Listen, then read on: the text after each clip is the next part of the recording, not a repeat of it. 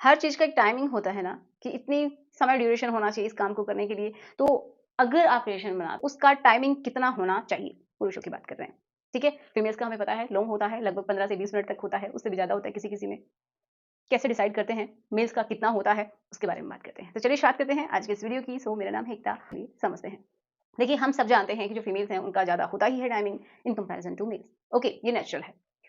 But जो males हैं वो कब ये सोचें कि उनका कम है? तो सबसे पहले तो यही जानते हैं कि टाइमिंग होता क्या है? तो जब आप शुरू करते हैं, रिलेशन बनाने के लिए रेडी होते हैं, उसके बाद जब आपका जो बॉडी का लिक्विड है, सेमेन है, वो जब वो बॉडी से बाहर निकल जाता है, तो उसके बाद वो प्रोसेस आप आगे नहीं कर सकते हैं, ठीक है? तो क स्टार्ट करने से लेके निकलने तक का जो प्रोसेस होता है, उसी को बोलते हैं टाइमिंग, ओके? आपका कितना ड्यूरेशन है।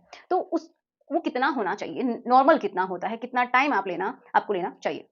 तो देखिए, आपका जो एक एवरेज टाइम मान के चलिए वो होता है 3 से लेके 7 मिनट तक, ठीक है? ये समझिए कि अगर 3 मिनट से लेके 7 मिनट तक आप कर पाते हैं तो ये नॉर्मल भी है और ज़्यादातर लोगों में ये पाया भी जाता है। मतलब क्या है कि ये एवरेज टाइम भी है। बट 7 से लेके 10 मिनट तक अगर अगर आप करते हैं, ठीक है?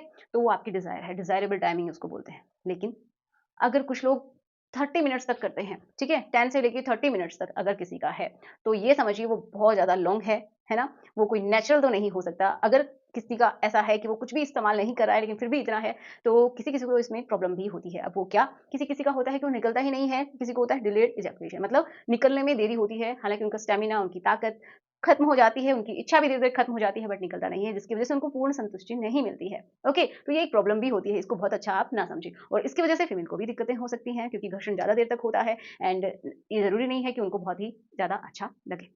ओके, अब आप सोचेंगे इतना अगर मेल का है और हम बता रहे हैं फीमेल का 15 से 20 मिनट तक है, आधा घंटा भी जा सकता है, तो फिर मैच कैसे हुआ? है ना?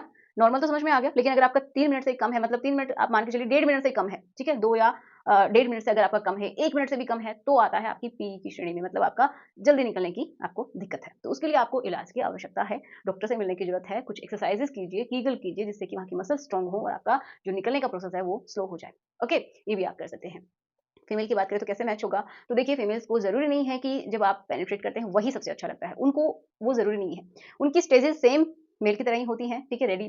रेडी होती हैं, देन उनका इच्छा होता है करने का एंड एंड में उनको एक पूर्ण संतुष्टि की फीलिंग आती है और सबसे बाद में वो जो सारे प्रोसेस हुए हैं वो बिल्कुल बैक होने लगते हैं मतलब नॉर्मल बॉडी होने लगती है। ओके, ऐसा होता है। तो ये जो प्रोसेस होता है ना फीमेल की सारी स्टेजेज़ धीरे-धीरे आती हैं, मेल की बहुत जल्दी-जल्दी आ जाती हैं और फटाफट टाइमिंग चला जाता है। तो सबसे इम्पोर्टेंट बात यही है मैच करवाने का, तो आप अपनी फीमेल जो है उसी को पहले रेडी कीजिए एंड उसको इतना प्रिपेयर कर दीजिए कि जब अगर आप 1-2 मिनट भी करते हैं तो वो पूरी तरीके से संतुष्ट हो जाए। अच्छे से करना होगा जिससे कि वो पूरी तरीके से जो उसका लुब्रिकेशन है वो भी होने लगे।